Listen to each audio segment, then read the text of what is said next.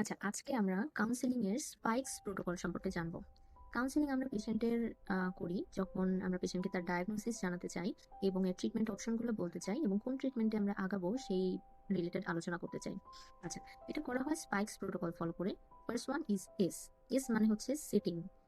Setting মানে আমরা পেশেন্টকে অনেক কোলাহলপূর্ণ বা অনেক পেশেন্ট চারপাশে আছে এমন কোনো এনভায়রনমেন্টে না বসিয়ে আমরা পেশেন্টকে একটা কাম অ্যান্ড কোয়াইট এনভায়রনমেন্টে বসাবো।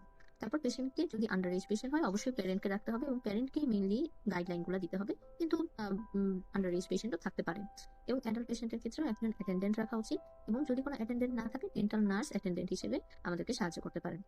অন্য পেশেন্ট বা অন্য এমন কেউ থাকা যাবে না বা এনভায়রনমেন্ট এমন হওয়া যাবে না যাতে পেশেন্টের কনফিডেন্সিয়ালিটিটা নষ্ট হয়। আচ্ছা, ইতে হচ্ছে পারসেপশন। পি এর আগে আমরা নিজেকে ইন্ট্রোডিউস করবো। ফর এক্সাম্পল, আমি ডক্টর অমক, আমি আপনার চিকিৎসক দলের একজন সদস্য। আমি আপনার রোগ সম্পর্কে আপনার সাথে কিছু আলাপ আলোচনা করবো। আপনি কি প্রস্তুত আছেন?